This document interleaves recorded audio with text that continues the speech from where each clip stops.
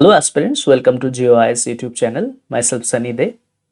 हम लोग का जो सोशल करंट अफेयर्स का वीडियो लेक्चर सीरीज है उसका आज पहला वीडियो है और आज का टॉपिक है MMR रिपोर्ट। ठीक है, आज जब हम लोग क्लास शुरू करने जा रहे हैं, जब हम लोग का सोशल करंट अफेयर्स का एक नया टॉपिक से हमारा क्लास शुरू हो रहा है, पहले दिन मैं आप लोगों को बता दूं कि क्लास जब होगा तो आप लोग बस ये ध्यान में रखिएगा कि ये कहानी चल रहा है। ठीक है, मैं एक कहानी बता रहा हूँ, आप कहानी सुनने आए हैं, क्योंकि सोसाइटी के बारे में, देखिए सोसाइटी में तो आप रहते हैं, इसके बारे में आप मुझसे ज़्यादा जानते हैं।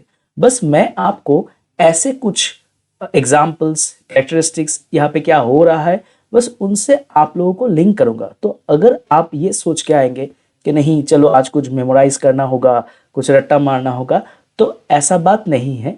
सोसाइटी में आप लोग रह रहे हैं, आप लोगों को इसके बारे में बहुत ज़्यादा पता है, मुझसे तो ज़्यादा ही पता है।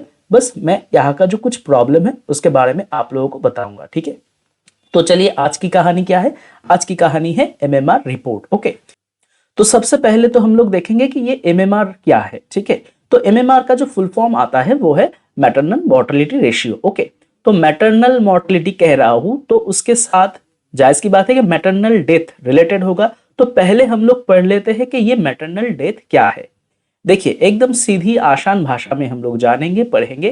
क्या है कि प्रेगनेंसी के कारण कोई भी माता प्रेगनेंसी के वक्त या प्रेगनेंसी टर्मिनेशन के 42 डेज के अंदर अगर उनका देहांत हो जाता है तो उसको हम मैटरनल डेथ कहते हैं। तो हम किसको मैटरनल डेथ कहते हैं कि प्रेगनेंसी के दौरान या फिर प्रेगनेंसी टर्मिनेशन के 42 डेज के अंदर अगर किसी माता का देहांत हो जाता है ये प्रेगनेंसी रिलेटेड इशू के वजह से, तो उसको हम मैटरनल डेथ कहते हैं। अब अगर आप लोग पूछेंगे कि सर किसी का एक्सीडेंट हो गया, देखिए यहाँ पे लिखा हुआ है कि किसी का एक्सीडेंट हो गया, कि वो कहीं पे जा रही थी तो उनका एक्सीडेंट हो गया, तो नहीं, ये मैटरनल डेथ में नहीं आएगा। प्रेगनेंसी रिलेटेड कारण, प्रेगनेंसी के दौरान और प्रेगनेंसी टर्मिनेशन के 42 डेज के अंदर अगर किसी महिला का मृत्यु होता है तो वो मैटरनल डेथ के अंदर आता है। ठीक है, तो ये जो मैटरनल डेथ है यही चला जाता है मैटरनल मोर्टेलिटी रेशियो में। कब जाता है?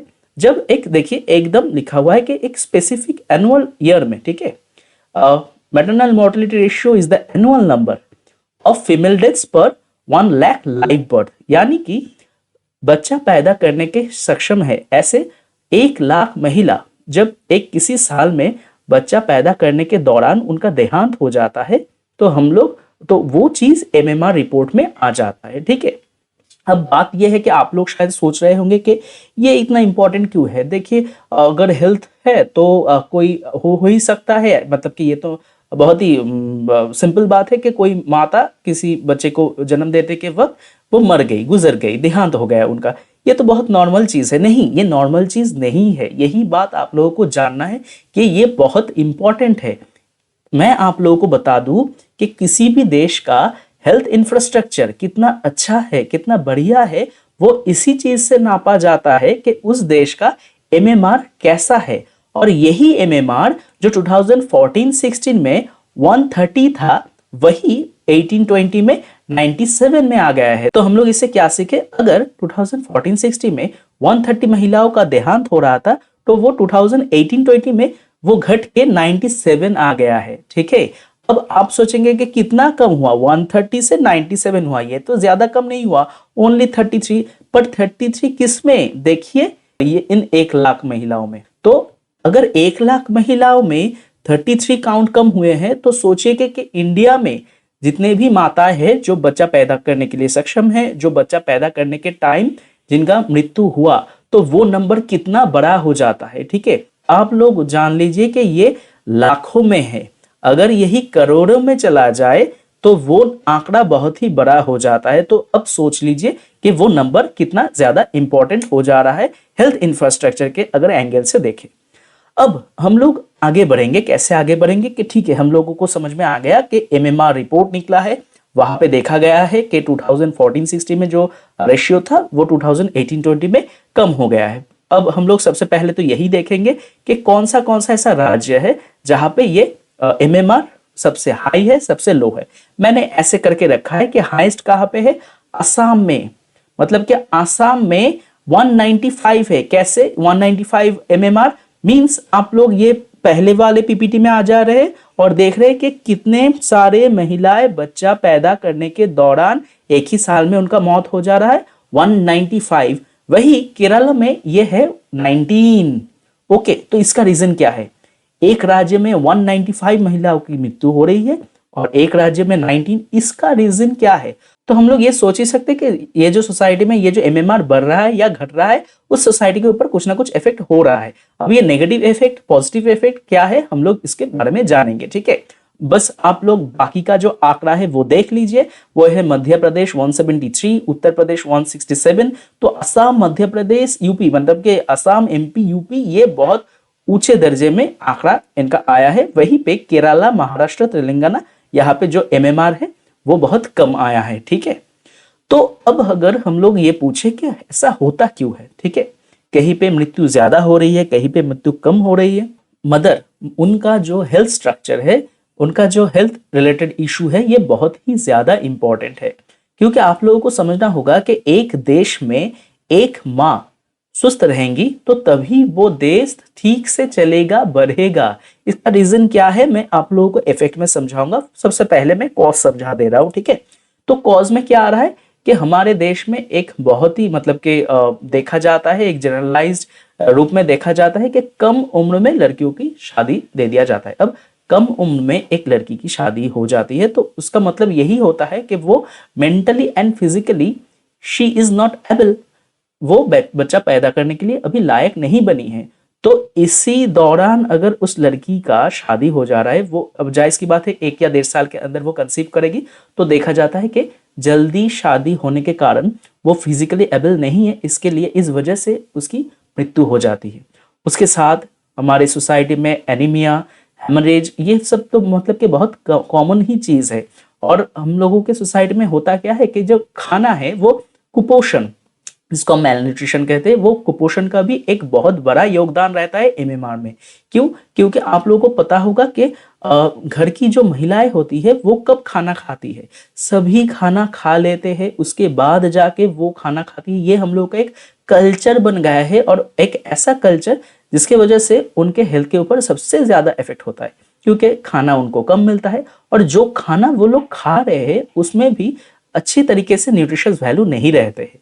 तो आप लोग समझ पा रहे हैं कि सोसाइटल ही रीजन है जिस वजह से एक माँ की मृत्यु हो जा रही है। ठीक है, तो हेल्थ रिलेटेड इशू किस वजह से आ रहे हैं? सोशल, कल्चरल, रिलीजियस, ये सब वजह से ही। उसका आसपास का जो मतलब के एरिया है वो हाइजीन मेंटेन नहीं होता है, वो सैनिटाइज नहीं है, बस यही सब कारण से एक महिला की मृत्यु होती है। और एक चीज, आज भी गांव में अगर आप लोग चले जाएंगे तो देखेंगे कि इंस्टीट्यूशनल डिलीवरी नहीं होता है। अब ये इंस्टीट्यूशनल डिलीवरी क्या है? इंस्टीट्यूशनल डिलीवरी मींस जब भी कोई बच्चा पैदा होगा तो उसको लेके हॉस्पिटल या नर्सिंग होम में जाना पड़ेगा, वहीं पे उसका डिलीवरी होगा।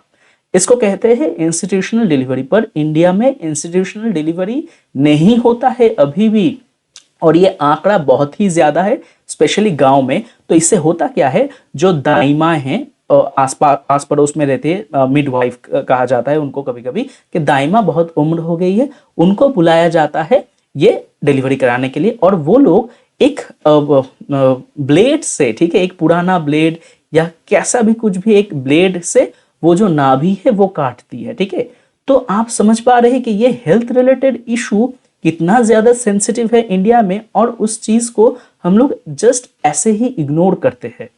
अब आप लोग शायद यही सोच रहे होंगे कि हाँ सर, ऐसा हो रहा है कि कल्चर की वजह से, सोसाइटी की वजह से और पॉवर्टी के रीजन से भी ऐसा होता है कि इंस्टीट्यूशनल डिलीवरी उनके लिए शायद मुमकिन नहीं है कि वहां तक जाओ, रास्ता खराब है। देखिए, ट्रांसपोर्टेशन भी इंपॉर्टेंट है कि वो माता जाएंगी हॉस्पिटल, ट्रांसपोर्टेशन वैसा नहीं है। ठीक है, कम्युनिकेशन ट्रांसपोर्टेशन नहीं है, तो जाते जाते ही रास्ते में डिलीवरी हो जाएगा, इसलिए वो लोग हॉस्पिटल में नहीं गई। तो रास्ता होना भी जरूरी है, अच्छा खाना होना जरूरी है, न्यूट्रिशियस खाना का होना जरूरी है, इंस्टीट्यूशनल डिलीवरी हो ये कंफर्म करना जरूरी है। तो अगर ये सब नहीं होता है तब जाके एक माता उनका देहांत होता है। ठीक है, और यही आंकड़ा बहुत हद तक बढ़ जाता है जब सभी जगह पे ऐसा हो रहा है। तो हम लोगों ने जो देखा एमपी, यूपी, आसाम, तो उसका जो कारण है वो यही सब है। यही सब कारण के वजह से वो MMR रिपोर्ट में उनका नंबर बहुत ज्यादा हाई आया है। शायद केरला वगैरह में, ये सब केरला तेलंगाना में ये चीज नहीं होता है, इसीलिए शायद वहां का जो MMR है वो रिपोर्ट में उसका कम आया है। ठीक है, अब जो दूसरा सवाल है कि इससे क्या होता है, ठीक है, ये इससे क्या होता है, ये तो और भी ज्यादा इंपॉर्टेंट है, क्योंकि देखिए एक माँ सुस्त रहेंगी तब जाके एक बेटा या बेटी जो भी हो वो सुस्त रहेंगी। ठीक है, अगर माँ की मृत्यु जल्दी हो जाती है तो ये मतलब कि कंफर्म हो जाता है कि ये जो बच्चा है ये बच्चा भी ज्यादा देर तक सरवाइव नहीं कर पाएगा, ज्यादा दिन तक, ज्यादा साल तक सरवाइव नहीं कर पाएगा। ठीक है, तो देखिए कि अगर आप मैटरनल मोर्टेलिटी रेट को कम नहीं कर पाएंगे तो चाइल्ड जो मोर्टेलिटी रेट है वो भी कम नहीं होगा। और उसके साथ अगर मान लीजिए कि एक बंदा है, इनको मेल और इनको फीमेल हम लोग मान लेते हैं, इन लोगों का शादी हुआ 7 साल हो गया, अब देखा गया कि 7 सालों में इनका एक लड़का है एक लड़की है, और थर्ड टाइम जब उन्होंने कंसीव किया वो डिलीवरी होने के टाइम माता की मृत्यु हो गई। ठीक है, माता की मृत्यु हो गई और थर्ड बार देखा गया कि एक लड़की ही पैदा हुई। ठीक है, तो इनका ऑलरेडी 2 बच्चा था, थर्ड टाइम डिलीवरी के टाइम माता की मृत्यु हो गई। अब ये जो 3 बच्चे हैं, मान लीजिए कि इनका उम्र है 5 साल, 3 साल, और ये तो अभी अभी पैदा हुई बस, तो इनका देखभाल कौन करेगा? इसीलिए देखा जाता है इंडियन सोसाइटी में अगर किसी माँ की मृत्यु होती है तो उसके तुरंत बाद ही जो पिता है उनको सोसाइटल रीजन से या फिर अपने रीजन से या फिर ये बच्चों को पालने के लिए दूसरी शादी करनी पड़ती है। ठीक है, आप पूछेंगे कि सर ऐसा क्या होता है? ऐसा होता है, आप लोग गांव में चले जाइए, बस रीजन यही रहता है कि इन बच्चों को कौन संभालेगा, बस इसीलिए। अब क्या होता है पता है कि अब तो इनका शादी हुआ तो इन लोगों का भी एक्सपेक्टेशन रहता है कि इन लोगों का भी एक बच्चा हो। तो देखिए पॉपुलेशन कहाँ पे बढ़ जाता है। अब इन लोगों का भी मान लीजिए कि एक लड़का एक लड़की हुआ, पॉपुलेशन तो बढ़ता ही है, तो अब बन गया 3 से 5 बच्चे हो गए, और इनका जो सोशलाइजेशन है वो भी बिगड़ गया, क्योंकि इनका जो माँ थी, मतलब कि जो रियल मदर थी, उनका तो देहांत हो गया है। अब नया जो आई है, पता नहीं वो उनका बर्ताव कैसा रहेगा। तो आप समझ पा रहे हैं कि सोशलाइजेशन में भी प्रॉब्लम हो जाता है, साइकोलॉजिकल एंगल में इश्यूज आ जाते हैं। तो ये चीज जिसको हम लोग उतना अच्छे से मतलब कि सोचते ही नहीं है कि इसका सोसाइटल इफेक्ट बहुत ज्यादा होगा MMR का, पर ये बहुत ही इंपॉर्टेंट चीज है। ठीक है, अब बात यह है कि सरकार ने क्या क्या किया। ठीक है, सरकारी इनिशिएटिव, आप अपने आंखों के सामने जो भी पॉलिसीज एंड प्रोग्राम्स या फिर मैं कहूं कि इनिशिएटिव देख रहे हैं, अगर उनका बस आप नाम पढ़ेंगे तो आप लोगों को समझ में आ जाएगा कि ये पूरा एक overall inclusive kind of initiative है। ASHA, आप लोग हमें बताएंगे कि इसका फुल फॉर्म क्या है। इनका काम ही क्या है कि जब भी मतलब कि कोई भी गांव, उस गांव में चाइल्ड हेल्थ, मदर हेल्थ कैसा है, किसी को बुखार है कि नहीं, कैसा चल रहा है, कोई प्रेग्नेंट हुई है कि नहीं, उनको इलाज देना, उनको टैबलेट देना, वो आके चेकअप करा रही है कि नहीं, पूरा चीज आशा देखभाल करती है। ठीक है, ये सब पॉलिसीज एंड प्रोग्राम्स को मैंने इंक्लूसिव क्यों कहा, ओवरऑल क्यों कहा, क्योंकि इसमें हर एक चीज देखा जाता है। हर एक चीज का मतलब, जैसे मान लीजिए कि एनीमिया, इसको कैसे हटाए, क्योंकि आप लोगों को पता ही होगा कि MMR के लिए एनीमिया भी बहुत हद तक जिम्मेदार है। लक्ष्य, labour room and quality improvement initiative, मतलब कि जो लेबर रूम होता है, एक तो वो लेबर रूम वो कैसा होगा, इमरजेंसी में वहां पे क्या क्या इक्विपमेंट्स है, और उसके साथ एक ऐसा गाड़ी तैयार रहता है जो इंस्टीट्यूशनल डिलीवरी कर पाएगा। ठीक है, मतलब कि कुछ भी हो सिचुएशन कुछ भी हो, मदर हेल्थ के साथ कोई भी कंप्रोमाइज नहीं होगा। मतलब कि एक महिला ऐसी रिमोट एरिया में रहती है जहां से हॉस्पिटल बहुत दूर है, तो एक गाड़ी को आप पहले से, एक एम्बुलेंस को आप पहले से बात करके रहेंगे, वहां का फोन नंबर रहेगा कि जब भी आप उस नंबर पे कॉल करेंगे वो गाड़ी आ जाएगा, उस महिला को लेके चला जाएगा।